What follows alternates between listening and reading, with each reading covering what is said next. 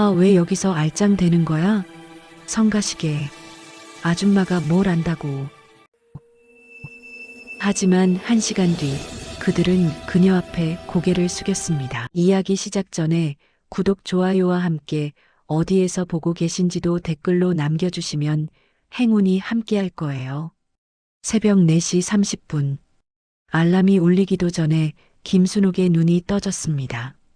창밖은 아직 칠흑같이 어두웠고 1월의 매서운 한기가 방 안 구석구석까지 스며들어 있었습니다.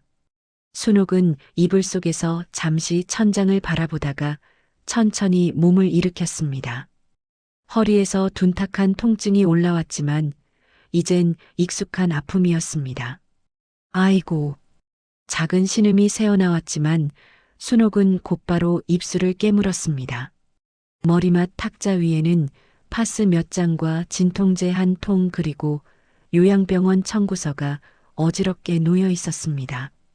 순옥은 습관처럼 휴대폰을 켜서 요양병원 앱을 확인했습니다. 이번 달 청구 예정 금액 287만 원. 숫자가 눈앞에서 아른거렸습니다. 순옥은 화면을 끄고 깊게 한숨을 내쉬었습니다. 작은 원룸 옷장을 열자 연두색 청소복 2벌이 나란히 걸려 있었습니다. 그 옆에는 비닐에 쌓인 채 먼지가 쌓인 흰 가운 하나가 구석에 밀려 있었습니다. 순옥의 시선이 잠시 그 흰 가운에 머물렀습니다. 손을 뻗어 비닐을 만지다가 이내 고개를 저었습니다. 이젠 소용없는 거지. 순옥은 작게 중얼거리며 청소복을 꺼내 들었습니다. 하지만 손끝이 미세하게 떨리고 있었습니다. 찬물로 세수를 하며 거울을 마주했습니다. 거울 속에는 주름이 깊게 패인 얼굴과 흰머리가 듬성듬성 섞인 파마머리가 보였습니다. 손은 거칠어졌고 손톱 밑에는 어제 청소할 때 낀 때가 남아 있었습니다. 순옥은 그 손을 한참 바라보았습니다. 예전에는 이 손으로 수술을 했는데 문득 오래전 기억이 스쳐 지나갔습니다. 수술실의 밝은 조명 아래 메스를 쥐고 있던 젊은 시절의 자신. 환자의 생명을 살리던 그 손이 지금은 병기를 닦고 있었습니다. 순옥은 고개를 저으며 세면대 물을 잠갔습니다. 부엌으로 나온 순옥은 냉장고 문을 열었습니다. 안에는 김치통 하나와 계란 서너 개 그리고 유통기한이 이틀 지난 우유가 전부였습니다. 오늘 퇴근하고 마트라도 들러야겠네. 순옥은 냉장고 문을 닫고 식탁 위에 놓인 청소복을 집어들었습니다. 그때 휴대폰이 울렸습니다. 요양병원에서 온 문자였습니다. 김태수 환자 보호자님께 이번 달 치료비 287만 원 납부 기한이 3일 남았습니다. 순옥은 휴대폰을 식탁 위에 내려놓고 눈을 감았습니다. 287만 원. 이번 달 월급이 198만 원인데 스스로에게 다짐하듯 순옥은 중얼거렸습니다. 오늘도 버텨야지. 당신 치료받으려면 내가 버텨야지. 새벽 5시 40분 순옥은 지하철역으로 향했습니다. 1월의 새벽 공기는 얼굴을 애는 듯이 차가웠습니다. 콧등이 시리고 입에서는 하얀 입김이 피어올랐습니다. 역까지 걸어가는 15분 동안 순옥은 장갑 낀 손을 호호 불며 걸음을 재촉했습니다. 지하철 안은 이른 시간인데도 출근하는 사람들로 붐볐습니다. 대부분 순옥처럼 새벽 일을 하러 가는 중년의 얼굴들이었습니다. 순옥은 구석 자리에 서서 손잡이를 잡았습니다. 창밖으로 어둠 속을 달리는 지하철 불빛이 스쳐 지나갔습니다. 문득 옆에 서 있던 젊은 여자가 순옥을 힐끗 보더니 슬쩍 자리를 옮겼습니다. 순옥의 청소복에서 락스 냄새가 났던 걸까요? 순옥은 못 본 척 고개를 돌렸지만 가슴 한편이 서늘하게 식어내렸습니다. 6시 15분. 서울중앙대학병원 후문에 도착했습니다. 경비실 앞에서 경비원 이정호가 순옥을 반갑게 맞이했습니다. 김 선생님, 오늘도 일찍 오셨네요. 순옥은 어색하게 웃으며 손을 내저었습니다. A 선생님은 무슨, 그냥 순옥 씨라고 하세요. 이정우는 고개를 저었습니다. 아니에요. 전 알아요. 김 선생님이 보통 분이 아니라는 거. 순옥은 대답 대신 가볍게 목례만 하고 건물 안으로 들어갔습니다. 이정우는 순옥의 뒷모습을 바라보며 작게 중얼거렸습니다. 저분 손 쓰는 거 보면 확실히 뭔가 다르단 말이야. 청소실에 도착하자 동료 한미영이 먼저 와서 걸레를 짜고 있었습니다. 언니 왔어요? 오늘 좀 일찍 왔네. 순옥은 사물함을 열며 대답했습니다. 잠이 안 와서 그냥 나왔어. 한미영이 걱정스러운 눈으로 순옥을 바라보았습니다. 또 밤새 잠 못 잔 거지? 얼굴이 많이 안 좋아 보여. 괜찮아. 순옥은 애써 밝게 웃으며 청소도구를 챙겼습니다. 하지만 한미영은 계속 순옥의 얼굴을 살폈습니다. 언니 그 양반 상태는 좀 어때? 순옥의 손이 잠시 멈췄습니다. 그대로야. 나아지지도 나빠지지도 않고. 한미영이 순옥의 어깨를 토닥였습니다. 힘내. 언니가 이렇게 열심히 일하는데 분명 좋아지실 거야. 순옥은 고개를 끄덕이며 청소 카트를 밀고 복도로 나왔습니다. 6시 30분. 본격적인 청소가 시작되었습니다. 순옥이 맡은 구역은 외과 병동 3층이었습니다. 복도를 따라 병실 문을 하나씩 열며 쓰레기통을 비우고 바닥을 닦았습니다. 무릎을 꿇고 구석구석 걸레질을 할 때마다 허리에서 통증이 올라왔지만 순옥은 이를 악물고 참았습니다. 병실마다 환자들의 신음소리와 기계 돌아가는 소리가 들렸습니다. 순옥은 습관적으로 환자들의 상태를 눈으로 살폈습니다. 저 환자는 안색이 좋지 않네. 수액 속도도 좀 느린 것 같고. 하지만 곧 고개를 저었습니다. 내가 신경 쓸 일이 아니야. 청소나 제대로 하자. 7시가 넘어가자 병동이 바빠지기 시작했습니다. 의사들과 간호사들이 분주하게 오가기 시작했고 순옥은 그들의 길을 피해 구석으로 몸을 숨겼습니다. 그때 복도 저쪽에서 날카로운 목소리가 들려왔습니다. 아, 진짜 왜 이렇게 느려요? 32세의 외과 레지던트 박재현이 간호사에게 짜증을 내고 있었습니다. 환자 차트 왜 아직 안 가져왔어요? 죄송합니다, 선생님. 지금 바로 가져올게요. 간호사가 허둥지둥 뛰어가는 모습을 보며 박재현은 혀를 찼습니다. 다들 왜 이렇게 일 처리가 느려? 그의 옆에는 인턴 오성민이 서 있었습니다. 오성민은 고개를 끄덕이며 박재현의 비위를 맞췄습니다. 그러게요, 형. 요즘 신입들 너무 느슨해요. 박재현과 오성민이 복도를 걸어오다가 바닥을 닦고 있던 순옥과 마주쳤습니다. 순옥은 재빨리 걸레를 치우고 옆으로 비켜섰습니다. 박재현이 순옥을 힐끗 보더니 인상을 찌푸렸습니다. 아, 여기 왜 이렇게 축축해요? 미끄러지면 어쩌려고. 순옥은 고개를 숙이며 대답했습니다. 죄송합니다. 바로 마른 걸레로 닦겠습니다. 빨리 치워요.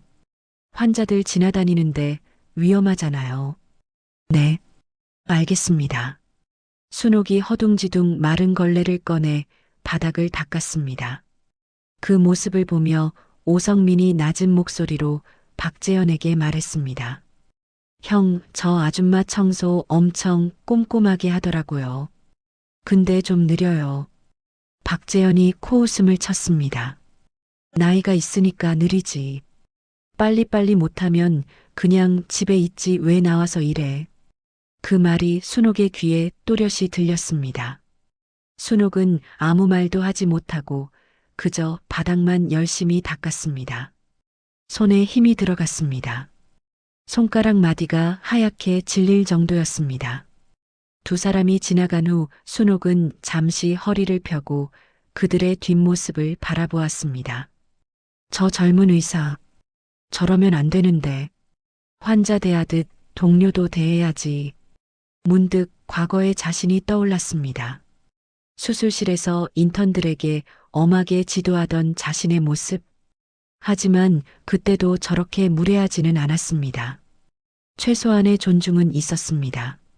순옥은 고개를 저으며 다시 청소를 계속했습니다. 8시가 되자 병원 식당에서 아침 식사 시간이 시작되었습니다. 순옥은 식당 청소를 위해 구석에서 대기하고 있었습니다. 식당 안에서는 의료진들이 삼삼오오 모여 아침을 먹고 있었습니다. 박재영과 오성민도 한쪽 테이블에 앉아 식사를 하고 있었습니다. 순옥은 그들의 대화가 들리는 위치에서 쓰레기통을 비우고 있었습니다. 근데 형 오늘 그 독일 기업 회장 수술 있잖아요. 오성민이 물었습니다. 박재현이 고개를 끄덕였습니다. 응. 최 원장님이 직접 집도하시는 거야. 나는 어시스트로 들어가고. 대박이네요. 그 사람 뭐 세계적인 자동차 부품 회사 회장 아니에요? 응. 한국 투자 논의하러 왔다가 어제 교통사고 났대. 다리 복합골절이랑 내부 출혈. 위험하겠네요.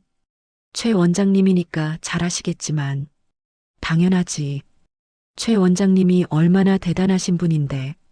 우리 병원 외과 실력은 전국 탑이야. 박재현의 목소리에는 자부심이 가득했습니다. 순옥은 그 대화를 들으며 혼잣말처럼 중얼거렸습니다. 복합골절의 내부 출혈이면 수술 시간이 꽤 걸리겠네. 출혈 부위에 따라 접근법도 달라지고. 그 순간 옆에서 빈 쟁반을 들고 지나가던 젊은 간호사가 순옥을 이상하게 쳐다보았습니다. 아줌마 뭐라고요? 순옥은 화들짝 놀라며 손을 내저었습니다. 아니에요. 혼잣말이에요. 간호사는 고개를 갸웃거리며 지나갔습니다. 순옥은 식은땀을 닦으며 서둘러 그 자리를 떠났습니다. 위험해. 괜한 말하면 안 돼. 90. 순옥은 외래 진료실 복도를 청소하고 있었습니다. 진료실 문이 열릴 때마다 환자들과 보호자들이 오갔습니다. 순옥은 그들 사이를 피해 다니며 바닥을 닦았습니다. 그때 진료실 안에서 언쟁하는 소리가 들렸습니다. 왜 검사를 더 해야 하는 거예요? 돈이 없다고요. 중년 남자의 다급한 목소리였습니다. 젊은 의사의 차가운 대답이 이어졌습니다. 보호자님, 정밀 검사 안 하시면 정확한 진단이 어렵습니다. 그건 저희도 어쩔 수 없어요. 근데 검사비가 너무 비싸잖아요. 우리 어머니 그냥 약으로 좀 어떻게 안 될까요? 약으로 되면 제가 왜 검사를 권하겠습니까? 필요하니까 하는 거죠. 의사의 목소리에는 짜증이 묻어 있었습니다. 순옥은 그 대화를 들으며 마음이 무거워졌습니다. 저 보호자 마음 내가 알지. 병원비 때문에 밤잠 못 자는 그 심정. 문득 남편 생각이 났습니다. 지금쯤 요양병원 침대에서 천장만 바라보고 있을 그 사람. 순옥은 고개를 숙이고 더 열심히 바닥을 닦았습니다. 10시 3층 외과 병동 간호사 스테이션 앞을 지나가던 순옥은 우연히 벽에 걸린 사진 한 장을 보았습니다. 서울중앙대학병원 외과 창립 50주년 기념사진이었습니다. 사진 속에는 수십 명의 의료진이 정렬해 서 있었습니다. 순옥의 시선이 사진 한 구석에 멈췄습니다. 30년 전의 자신이 거기 서 있었습니다. 젊고 당당했던 그때의 모습. 순옥은 재빨리 시선을 거두고 그 자리를 떠났습니다. 가슴이 먹먹했습니다. 10시 30분. 순옥이 화장실 청소를 하고 있을 때 휴대폰이 울렸습니다. 요양병원이었습니다. 여보세요? 김순옥 님이시죠? 김태수 환자 보호자분. 네, 맞습니다. 무슨 일이에요? 심장이 쿵 내려앉았습니다. 환자분 상태가 좀 안 좋아지셔서요. 오늘 중으로 한번 오실 수 있으세요? 네.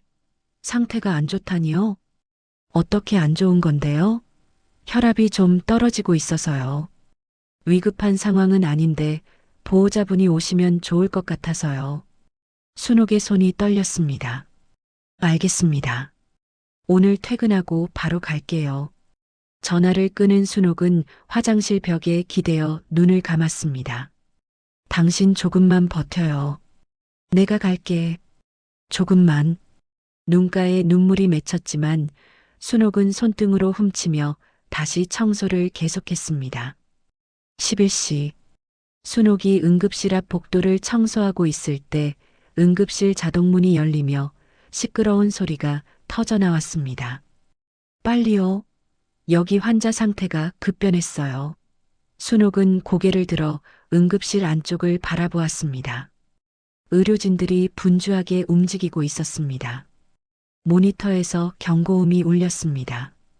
혈압 떨어지고 있어요. 80에 50. 산소 포화도도 계속 내려가요. 급하게 달려온 간호사가 순옥 옆을 스치며 지나갔습니다. 순옥은 무의식적으로 응급실 안쪽을 살폈습니다. 침대 위에 누운 환자의 상태가 눈에 들어왔습니다. 서양인 남자, 50대 정도, 얼굴이 창백하고 의식이 없었습니다. 순옥의 눈이 날카롭게 빛났습니다. 저 환자, 출혈이 계속되고 있는 것 같은데, 복부가 부어오르고 있어. 하지만 순옥은 고개를 저으며 뒤로 물러났습니다. 내가 나설 일이 아니야. 여긴 전문가들이 있잖아.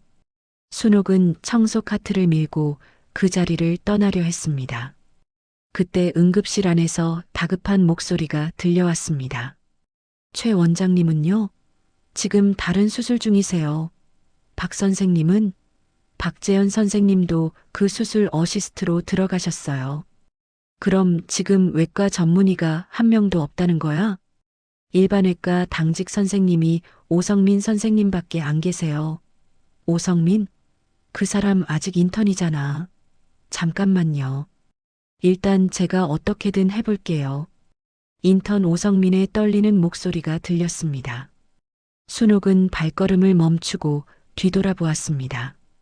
응급실 안에서 오성민이 환자 앞에 서 있었습니다. 하지만 그의 얼굴은 하얗게 질려 있었고 손은 부들부들 떨리고 있었습니다. 이 상황을 어떻게 해야 하지? 일단 수혈부터? 아니 출혈 부위를 찾아야 하나? 오성민은 당황한 나머지 제대로 된 판단을 내리지 못하고 있었습니다. 모니터의 경고음이 더 급하게 울렸습니다. 혈압 70에 45로 떨어지고 있어요. 선생님 빨리요. 간호사의 다급한 목소리가 응급실에 울려 퍼졌습니다. 순옥은 응급실 입구에서 그 광경을 지켜보고 있었습니다. 손에 들린 걸레가 바닥으로 떨어졌습니다. 저러다 환자가 죽겠어. 출혈성 쇼크야. 지금 당장 조치를 취하지 않으면. 순옥의 심장이 빠르게 뛰기 시작했습니다. 머릿속에서 두 가지 목소리가 충돌했습니다. 나서면 안 돼. 난 이제 청소부야. 하지만 저 환자가 죽으면 어떡해?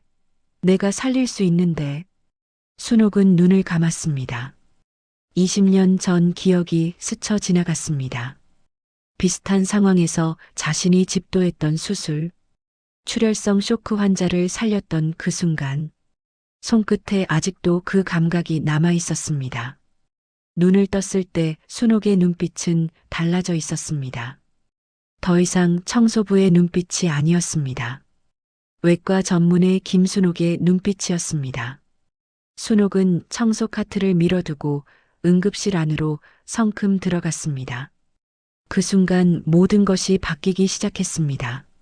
순옥이 응급실 안으로 들어서자 간호사 한 명이 황급히 손을 내저었습니다. 아줌마 여기 들어오시면 안 돼요. 지금 응급 상황이라고요. 하지만 순옥은 멈추지 않았습니다. 환자 침대 옆으로 다가가며 차분하지만 단호한 목소리로 말했습니다. 환자 복부 팩만 확인됐어요? 복강 내 출혈로 보입니다. 지금 당장 수액 라인 하나 더 확보하고 교차 적합 혈액 준비하세요. 순간 응급실 안이 조용해졌습니다. 모든 시선이 순옥에게 쏠렸습니다. 간호사가 어이없다는 표정으로 순옥을 바라보았습니다. 아줌마 지금 뭐라고요? 여기 청소하시는 분 아니에요? 오성민도 당황한 얼굴로 순옥을 쳐다보았습니다. 저기요 아줌마. 지금 여기 환자가 위급해서요. 청소는 나중에 하시고 일단 나가주세요. 순옥은 오성민을 똑바로 바라보았습니다. 지금 이 환자 상태가 어떤지 정확히 파악하고 있어요? 복부가 점점 부어오르고 있어요. 출혈이 계속되고 있다는 뜻이에요. 지금 수술 안 하면 30분 안에 심정지 올 수 있어요. 오성민의 얼굴이 굳어졌습니다. 뭐라고요? 아줌마가 어떻게 그런 걸? 순옥은 대답 대신 환자에게 다가가 복부를 조심스럽게 촉진했습니다. 20년 만에 다시 하는 진찰이었지만 손은 정확하게 움직였습니다. 좌상복부 압통, 비장 파열 가능성 높아요. 늑골 골절 부위에서 혈관 손상이 있는 것 같아요. 오성민이 황급히 외쳤습니다. 잠깐만요. 아줌마 대체 누구세요? 청소부가 어떻게 이런 걸 알아요? 순옥은 잠시 입을 다물었습니다. 망설임이 스쳐 지나갔습니다. 하지만 모니터에서 울리는 경고음이 그녀의 결심을 굳혔습니다. 서울대 의대 졸업하고 이 병원 외과에서 15년 일했어요. 전문의 자격증도 있고요. 지금 그건 중요한 게 아니에요. 이 환자 살리는 게 먼저예요. 응급실 안에 있던 모든 사람들이 얼어붙었습니다. 청소부 아줌마가 서울대 의대 출신이라고? 이 병원 외과에서 일했다고?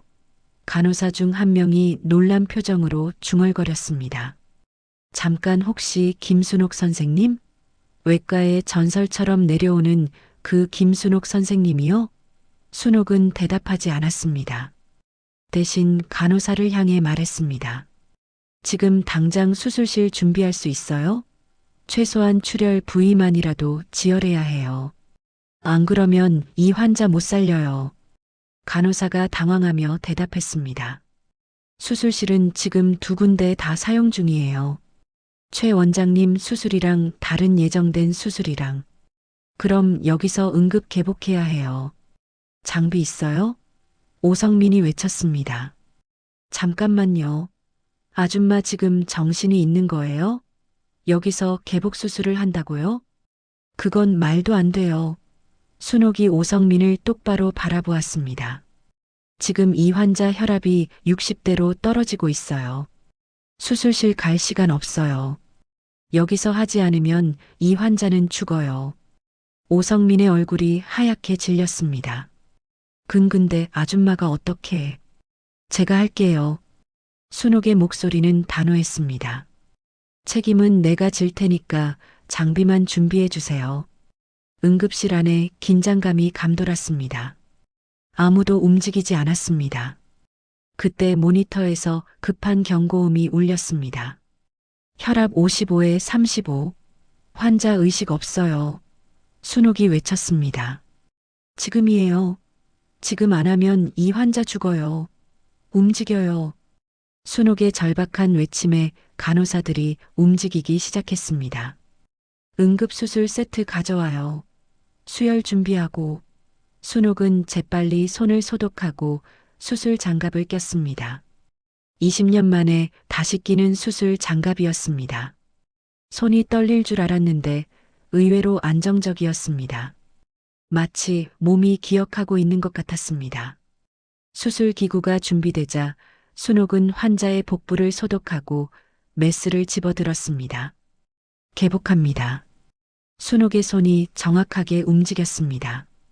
복부를 절개하자 예상대로 대량의 혈액이 쏟아져 나왔습니다. 역시 비장이에요. 파열 부위 찾을게요. 석션 준비해 주세요. 간호사들이 순옥의 지시에 따라 일사불란하게 움직였습니다. 처음에는 당황했던 그들도 순옥의 손놀림을 보며 점점 확신을 갖기 시작했습니다. 저 손놀림 보통이 아니야. 진짜 전문에 맞는 것 같아. 순옥은 출혈 부위를 찾아 지혈을 시작했습니다. 비장 열상이에요. 3도 손상. 지혈 겸자 주세요.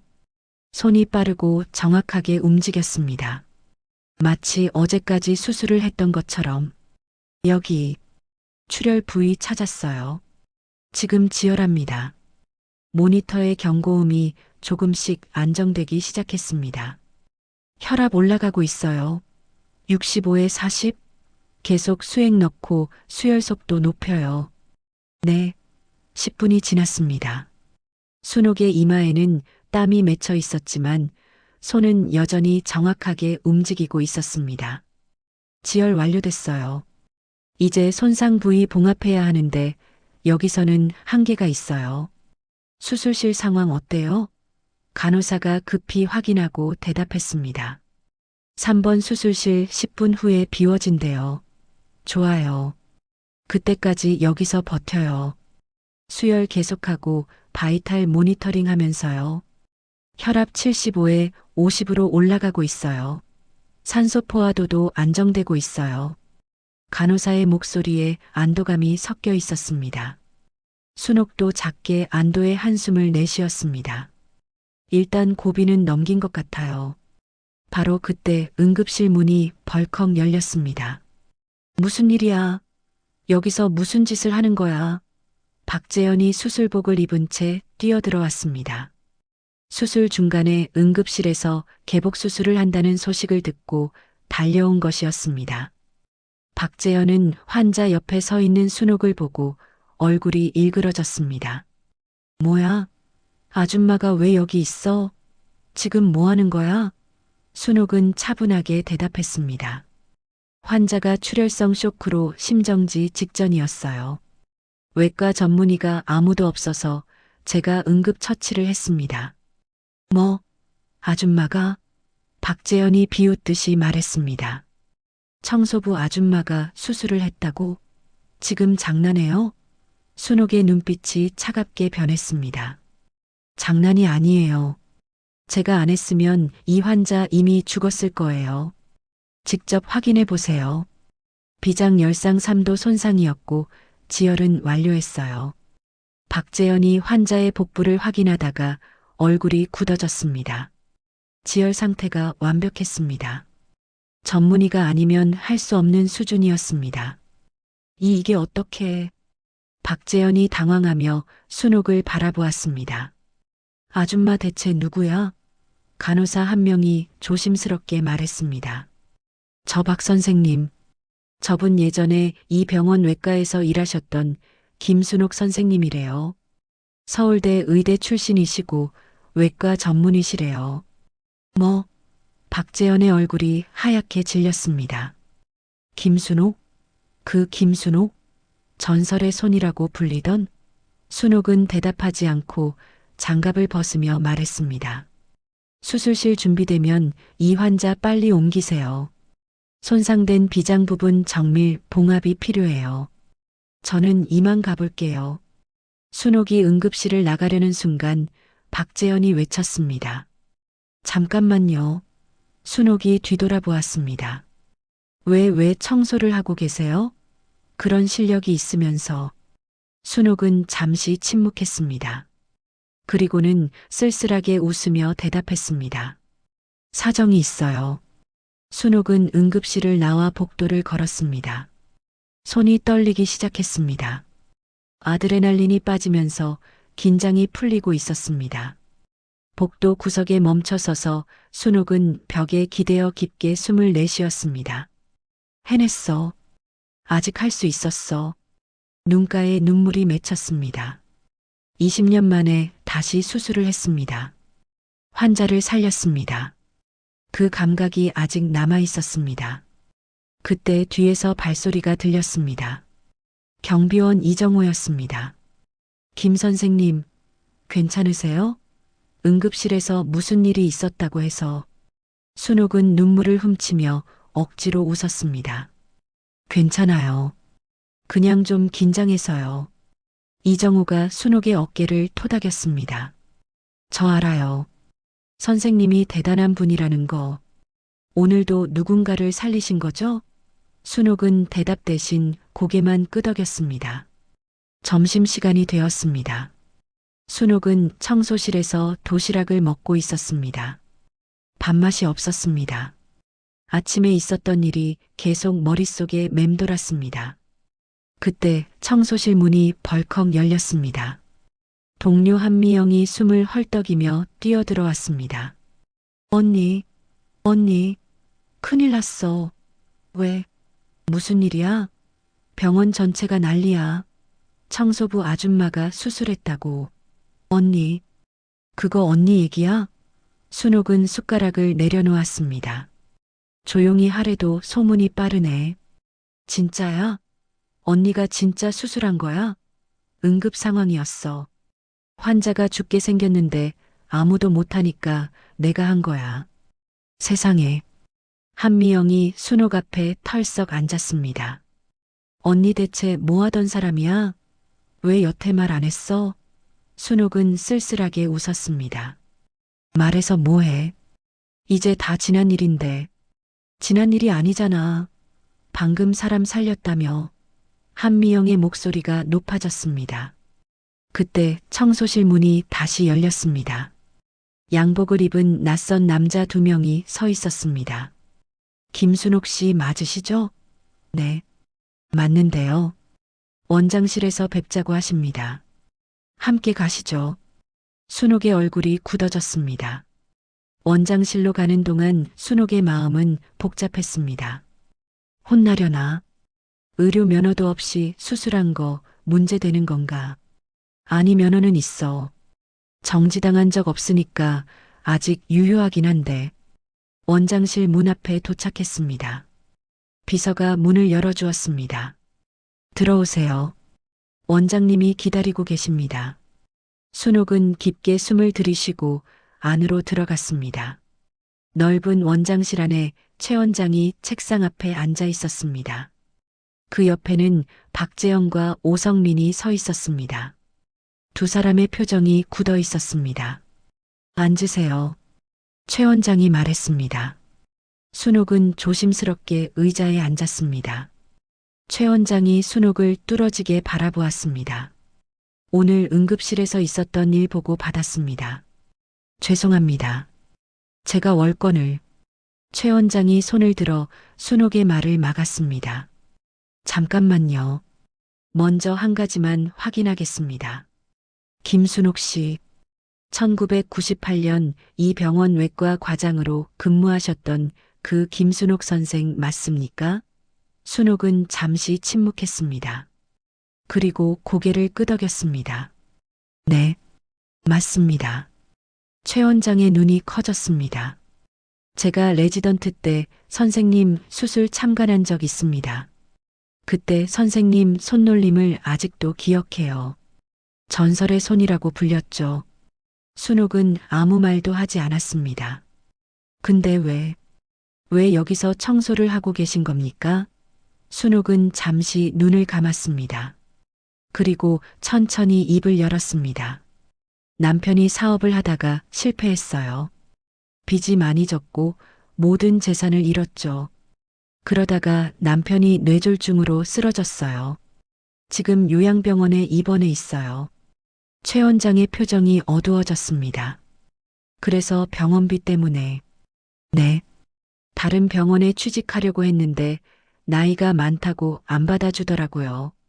15년 넘게 수술 안 했으니까 경력 단절이라고. 그래서 여기 청소 일이라도 하게 된 거예요. 방 안에 무거운 침묵이 내려앉았습니다. 박재영과 오성민은 고개를 숙이고 있었습니다. 아침에 자신들이 순옥에게 했던 말들이 떠올랐습니다. 나이가 있으니까 느리지. 빨리빨리 못하면 그냥 집에 있지 왜 나와서 일해. 그 말을 저런 분에게 했던 것이었습니다. 얼굴이 화끈거렸습니다. 최 원장이 천천히 일어나 순옥 앞으로 다가왔습니다. 오늘 선생님이 아니었으면 그 환자 죽었을 겁니다. 박 선생도 확인했어요. 지혈 상태가 완벽했다고. 순옥은 고개를 숙였습니다. 그냥 눈앞에서 사람이 죽어가는데 가만히 있을 수가 없었어요. 최 원장이 말했습니다. 선생님, 저희 병원에 정식으로 복귀하실 생각 없으십니까? 순옥이 고개를 들었습니다. 네, 외과 수술은 체력적으로 힘드시겠지만 응급의학과 자문이나 신규 의료진 교육 같은 일은 하실 수 있을 것 같습니다. 선생님 같은 경험과 실력을 그냥 썩히기엔 너무 아깝습니다. 순옥의 눈에 눈물이 맺혔습니다. 제가 다시 의사로 일할 수 있다고요? 물론이죠. 면허 유효한 거 확인했습니다. 경력 단절이 있긴 하지만 오늘 보여주신 실력이면 충분합니다. 순옥은 한동안 말을 잇지 못했습니다. 20년을 기다렸던 순간이었습니다. 다시 흰 가운을 입을 수 있다는 것, 다시 의사로 불릴 수 있다는 것. 감사합니다. 정말 감사합니다. 순옥의 눈에서 눈물이 흘러내렸습니다. 박재현이 조심스럽게 앞으로 나왔습니다. 저 선생님, 아까 제가 무례하게 대한 거 죄송합니다. 정말 몰랐습니다. 순옥은 눈물을 훔치며 고개를 저었습니다. 괜찮아요. 몰랐으니까요. 아니요. 몰랐어도 그렇게 대하면 안 되는 거였어요. 청소하시는 분이든 누구든 사람을 그렇게 대하면 안 되는 건데. 박재현의 목소리가 떨렸습니다. 오성민도 옆에서 깊이 고개를 숙였습니다. 죄송합니다, 선생님. 앞으로 절대 그러지 않겠습니다. 순옥은 두 사람을 바라보며 미소 지었습니다. 두 사람 다 좋은 의사가 될 거예요. 오늘 이 교훈 잊지 마세요. 환자뿐만 아니라 주변 사람들에게도 똑같이 존중하는 마음을 가져요. 네, 명심하겠습니다. 최 원장이 말했습니다. 그럼 다음 주부터 출근 가능하시겠습니까? 순옥이 잠시 망설이다가 대답했습니다. 그 전에 한 가지만 확인하고 싶은 게 있어요. 뭔데요? 아까 그 독일 환자 상태는 어때요? 아, 그분이요. 지금 수술 끝나고 중환자실에 계세요. 상태는 안정적입니다. 선생님 덕분이에요. 순옥은 안도의 한숨을 내쉬었습니다. 다행이에요. 그럼 다음 주부터 출근하겠습니다. 최 원장이 손을 내밀었습니다. 환영합니다. 김순옥 선생님. 순옥은 그 손을 꽉 잡았습니다. 손이 떨렸지만 이번에는 기쁨의 떨림이었습니다. 원장실을 나온 순옥은 복도를 걸으며 창밖을 바라보았습니다. 오후 햇살이 따뜻하게 비치고 있었습니다. 당신, 나 다시 의사 되었어요. 다시 흰 가운 입게 됐어요. 순옥은 휴대폰을 꺼내 요양병원 번호를 눌렀습니다. 여보세요. 김태수 환자 보호자인데요. 오늘 저녁에 면회 갈게요. 좋은 소식 전하러요. 전화를 끄는 순옥의 얼굴에 미소가 번졌습니다. 그런데 바로 그때 순옥의 눈에 이상한 장면이 들어왔습니다. 복도 저쪽에서 두 명의 의료진이 수군거리며 서류를 주고받고 있었습니다. 그들의 표정이 심상치 않았습니다. 이거 어떻게 처리해? 그냥 묻어. 원래 그렇게 해왔잖아. 순옥의 눈이 날카롭게 빛났습니다. 뭔가 이상해. 순옥은 발걸음을 늦추며 그들의 대화에 귀를 기울였습니다. 하지만 두 사람은 순옥을 발견하고 재빨리 대화를 멈추었습니다. 그리고는 서류를 감추듯 가방에 넣고 서둘러 사라졌습니다. 순옥은 그들의 뒷모습을 바라보며 생각했습니다. 분명히 뭔가 숨기고 있어. 그 서류가 뭐지? 새로운 의문이 순옥의 머릿속에 떠올랐습니다. 하지만 지금은 기쁜 날이었습니다. 순옥은 일단 그 생각을 접어두고 청소실로 향했습니다. 동료들에게 좋은 소식을 전해야 했습니다. 청소실 문을 열자 한미영이 기다리고 있었습니다. 언니, 어떻게 됐어? 혼났어? 순옥은 환하게 웃었습니다. 아니, 나 다음 주부터 의사로 복귀해. 뭐? 한미영이 소리를 질렀습니다. 진짜? 언니 진짜야? 응, 진짜야. 한미영이 순옥을 끌어안았습니다. 세상에 언니, 축하해. 정말 축하해. 고마워. 근데 미영아. 순옥이 한미영을 바라보았습니다. 나 청소일하면서 내가 얼마나 고마웠는지 몰라. 에이 언니, 나야말로 언니한테 많이 배웠지. 두 사람은 서로를 바라보며 웃었습니다. 저녁 7시, 순옥은 요양병원에 도착했습니다. 남편이 있는 병실로 향하는 발걸음이 평소보다 가벼웠습니다. 병실 문을 열고 들어가자 남편 김태수가 침대에 누워 있었습니다. 의식은 흐릿했지만 눈을 떠서 순옥을 바라보았습니다. 당신, 나왔어요.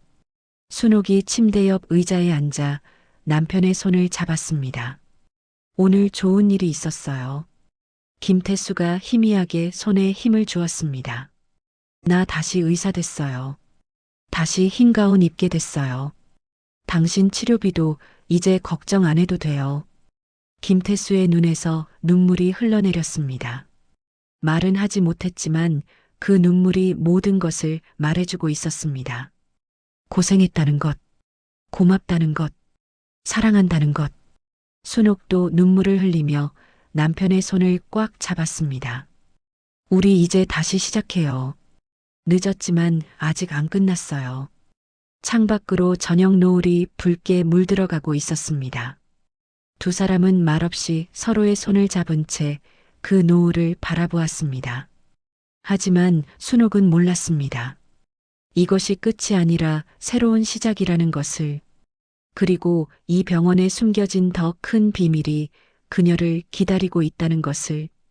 일주일 후, 순옥은 20년 만에 다시 흰 가운을 입었습니다. 청소복 대신 깔끔한 흰 가운. 가슴에는 김순옥 응급의학과 자문이라고 적힌 명찰이 달려 있었습니다. 거울 앞에 선 순옥은 한참 동안 자신을 바라보았습니다. 주름이 깊어지고 머리는 희끗희끗해졌지만 눈빛만은 20년 전 그대로였습니다. 다시 시작이야. 순옥은 깊게 숨을 들이쉬고 사무실을 나섰습니다.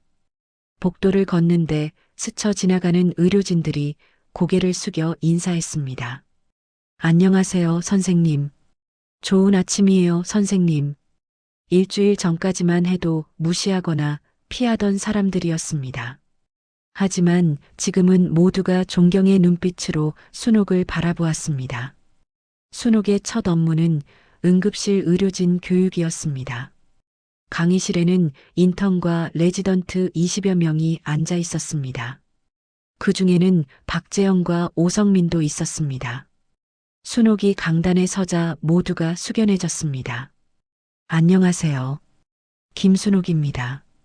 오늘부터 여러분의 응급상황 대처 교육을 맡게 되었습니다. 순옥은 화면에 케이스 스터디를 띄웠습니다.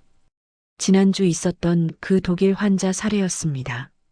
이 환자는 교통사고로 비장 파열과 복강내 출혈이 발생했습니다. 응급실 도착 당시 혈압은 55에 35, 전형적인 출혈성 쇼크 상태였죠. 강의실 안이 조용해졌습니다. 모두가 집중하고 있었습니다. 이런 상황에서 가장 중요한 건 뭘까요? 순옥이 물었습니다. 박재현이 손을 들었습니다. 신속한 수혈과 출혈 부위 확인 아닐까요? 맞아요. 하지만 그것보다 더 중요한 게 있어요. 침착함이에요. 아무리 실력이 뛰어나도 당황하면 아무것도 할 수 없어요. 순옥의 눈이 오성민에게 향했습니다. 오성민은 얼굴이 빨개져서 고개를 숙였습니다. 지난주 자신이 얼마나 당황했는지 떠올랐습니다. 그리고 한 가지 더. 순옥이 말을 이었습니다. 병원에서 일하는 모든 사람을 존중하세요. 청소하시는 분, 경비하시는 분, 식당에서 일하시는 분 모두요. 여러분이 모르는 능력을 가진 분들이 생각보다 많아요. 강의실 안에 작은 웃음이 퍼졌습니다. 순옥 자신의 이야기라는 걸 모두가 알았습니다. 저처럼요. 순옥이 웃으며 말했습니다. 강의가 끝난 후 박재현이 순옥에게 다가왔습니다. 선생님, 강의 정말 좋았습니다. 많이 배웠어요. 고마워요, 박 선생.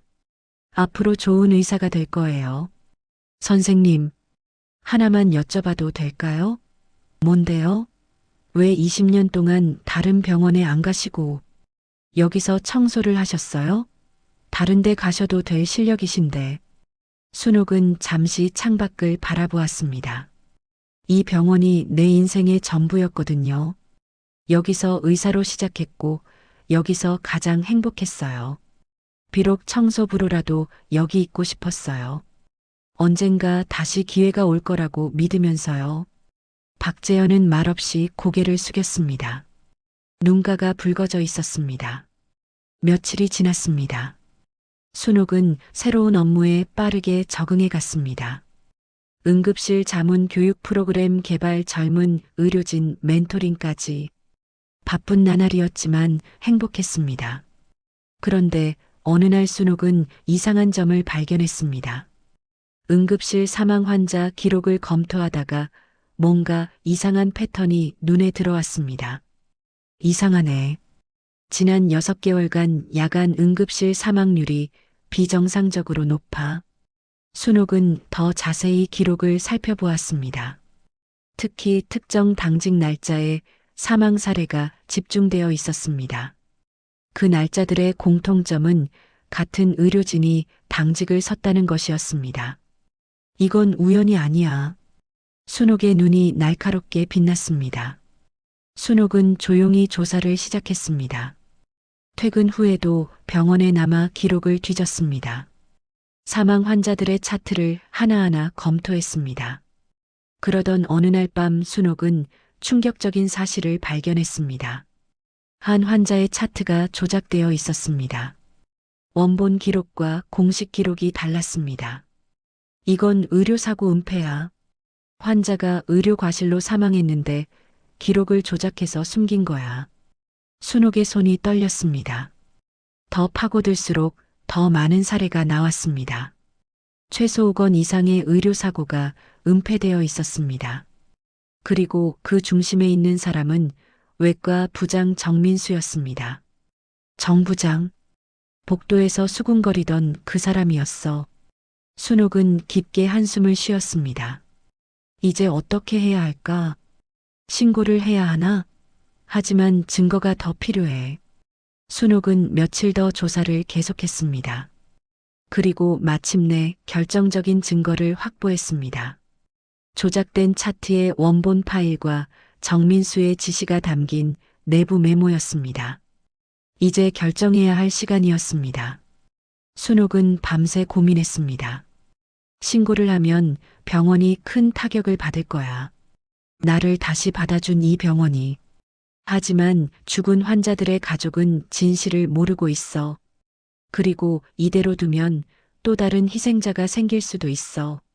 순옥은 눈을 감았습니다. 20년 전의 기억이 떠올랐습니다.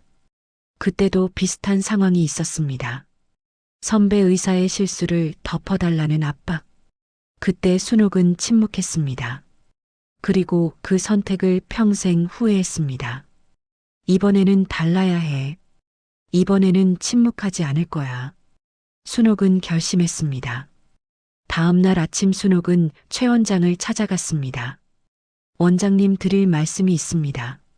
뭔데요? 순옥은 준비한 자료를 최 원장 앞에 내려놓았습니다. 지난 6개월간 최소 5건의 의료사고가 은폐되었습니다. 중심에는 정민수 외과 부장이 있고요. 최 원장의 얼굴이 굳어졌습니다. 이게 무슨 소리예요? 증거가 있습니까? 여기 있습니다. 원본 차트와 조작된 차트, 그리고 내부 지시 메모까지요. 최 원장이 자료를 훑어보았습니다. 그의 얼굴이 점점 창백해졌습니다. 이건 사실이에요? 네. 제가 직접 확인했습니다. 최 원장이 자리에서 일어났습니다. 그리고 창밖을 바라보며 한숨을 쉬었습니다. 정 부장이 이런 짓을 하고 있었다니. 원장님, 이건 신고해야 합니다.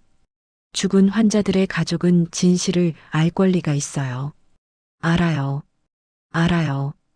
근데 이게 알려지면 병원보다 환자가 먼저입니다. 순옥의 목소리는 단호했습니다. 그리고 이대로 두면 또 다른 희생자가 생길 수 있어요. 최 원장이 천천히 고개를 끄덕였습니다. 맞아요. 선생님 말이 맞아요. 제가 눈을 감고 있었네요. 정 부장을 당장 정직시키고 수사기관에 신고하겠습니다. 순옥은 안도의 한숨을 내쉬었습니다. 감사합니다, 원장님. 오히려 제가 감사해야죠. 선생님이 아니었으면 이 병원은 더 큰 화를 입었을 겁니다. 일주일 후 정민수 외과 부장은 검찰에 고발되었습니다. 관련자들도 모두 조사를 받게 되었습니다. 병원은 공식 사과문을 발표하고 피해 가족들에게 보상을 약속했습니다. 뉴스에서는 병원의 용기 있는 자정 노력을 긍정적으로 보도했습니다. 내부 고발로 의료사고 은폐 적발. 병원 측 자체 조사 통해 진실 밝혀 최 원장이 순옥을 다시 불렀습니다. 선생님 덕분에 이 병원이 살았습니다. 저는 당연한 일을 했을 뿐이에요. 당연한 일을 못하는 사람이 얼마나 많은데요.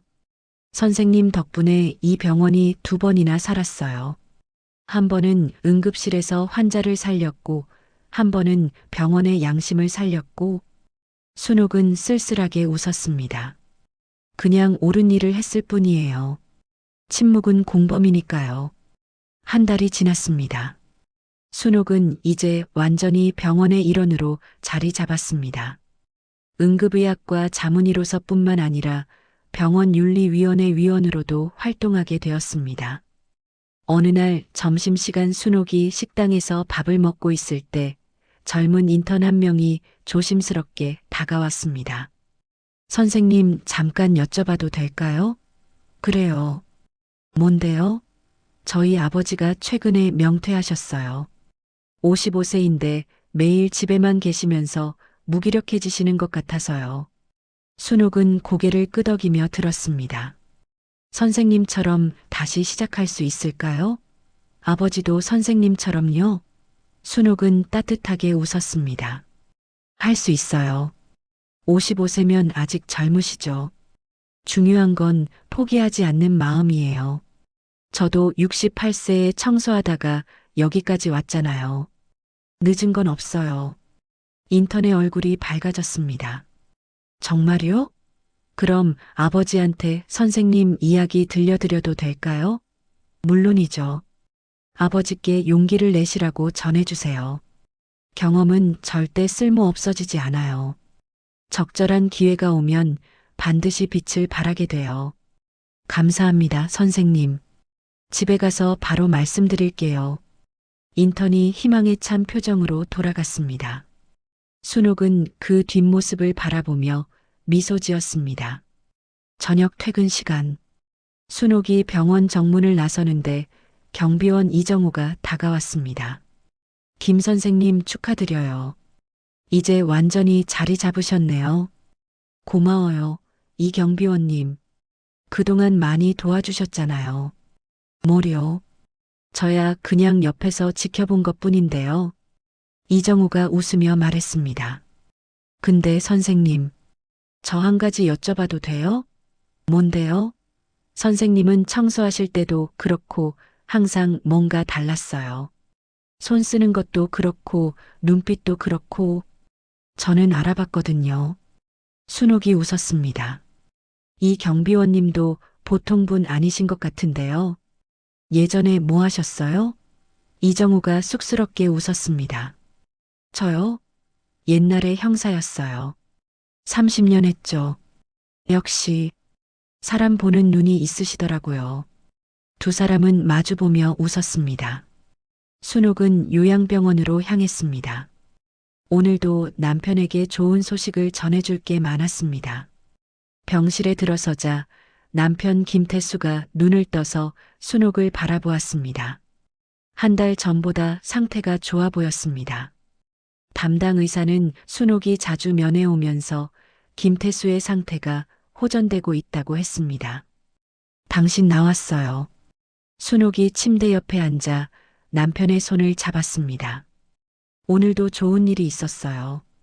젊은 인턴이 아버지 이야기를 하는데 내가 조언을 해줬거든요. 김태수가 희미하게 미소 지었습니다. 말은 하지 못했지만 눈빛이 말하고 있었습니다. 잘했어. 당신은 항상 그랬어.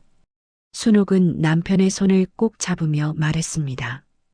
당신도 빨리 나아요. 우리 아직 할 일이 많아요. 손자, 손녀 결혼식도 봐야 하고 같이 여행도 가야 하고. 김태수의 눈에서 눈물이 흘러내렸습니다. 순옥도 눈물을 흘리며 남편을 안아주었습니다. 사랑해요, 당신. 포기하지 않아줘서 고마워요. 창밖으로 보름달이 떠오르고 있었습니다. 두 사람은 말없이 서로를 아는 채 그 달빛을 바라보았습니다.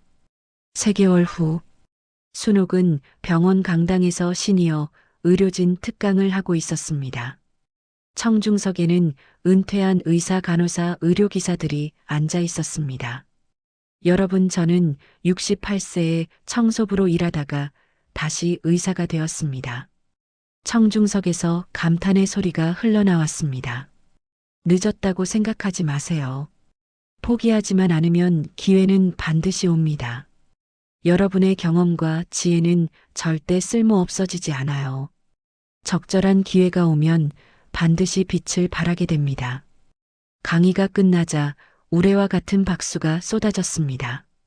많은 사람들이 순옥에게 다가와 악수를 청하고 감사를 표했습니다.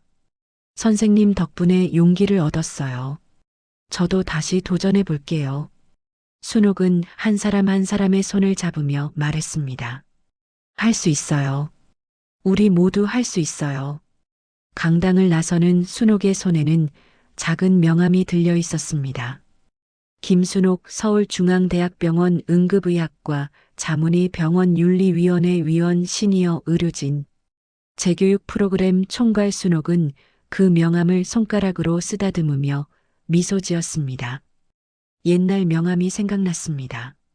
김순옥 외과 전문의 20년 전 잃어버렸다고 생각했던 그 명함. 하지만 지금 손에 들린 명함은 그때보다 더 무거웠습니다. 더 많은 경험과 지혜가 담겨 있었습니다. 병원 정문을 나서며 순옥은 하늘을 올려다보았습니다. 맑고 푸른 하늘이었습니다. 인생은 끝나지 않았습니다. 68세라는 나이도 청소부라는 직업도 그 어떤 것도 그녀를 막을 수 없었습니다. 단지 새로운 장이 열렸을 뿐이었습니다. 그리고 그 새로운 장은 순옥이 직접 만들어낸 것이었습니다. 포기하지 않는 마음, 옳은 일을 하는 용기, 그것만 있으면 누구나 다시 시작할 수 있습니다. 늦은 건 없습니다.